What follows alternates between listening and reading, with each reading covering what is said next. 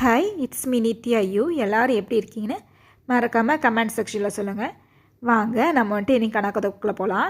இன்றைக்கான கதை என்ன பார்த்தீங்கன்னா, ஒரு அழகான கிராமத்தில் ஒரு மலை பக்கத்தில் சத்யா அண்ட் ரமேஷ்னு சொல்லிட்டு 2 பேர் வாழ்ந்துட்டு வந்தாங்க, ஹஸ்பண்ட் அண்ட் ஒய்ஃப்.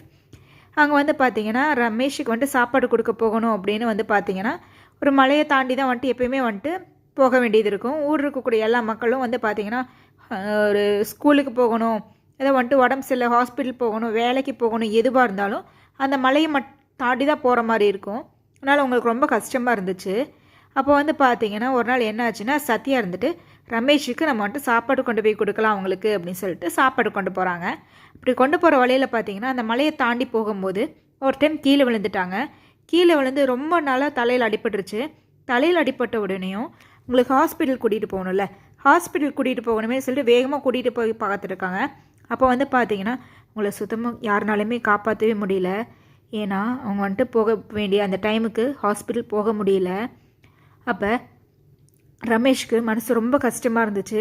என்னடா அது, நம்ம வந்துட்டு நம்ம ஒய்ஃபை எப்படியாச்சும் காப்பாற்றிடணும்னு சொல்லிட்டு நம்ம எவ்வளோ போராடணுமே, இப்படி வந்துட்டு சரியான பஸ் ஃபெசிலிட்டிஸ் எதுவுமே இல்லாமல் இப்படி கஷ்டப்படுறோமே, இந்த மலை இருக்கனால தானே நம்ம வந்துட்டு இதை போகவே முடியல, இந்த மலையை எப்படியாச்சும் உடச்சிடணும் அப்படின்னு சொல்லிட்டு உடச்சி துண்டு துண்டு ஆக்கிடணும்னு சொல்லிட்டு என்ன பண்ணியிருக்காங்கன்னா ஒரு சின்ன கடப்பாரை வச்சு தினமும் வந்துட்டு பார்த்திங்கன்னா அந்த மலையை வந்துட்டு வெட்டி உடச்சிடலாம் அப்படின்னு சொல்லிட்டு தினமும் வந்துட்டு உடச்சிட்டே வந்திருக்காங்க.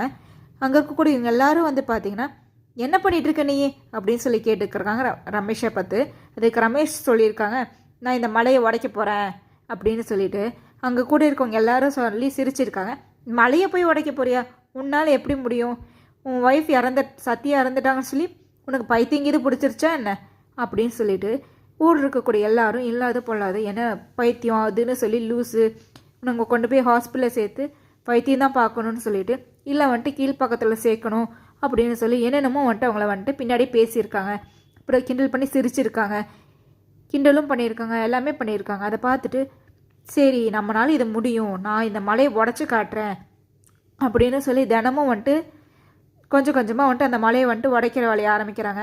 ஒரு நாள் அந்த மலையை முழுசாக உடச்சி முடிக்கிறாங்க, பாரியாக நடுவில் எல்லோரும் போயிட்டு வர மாதிரி.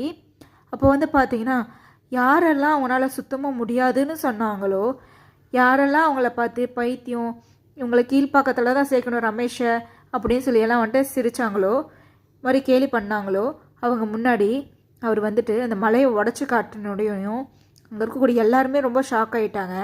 அதுக்காக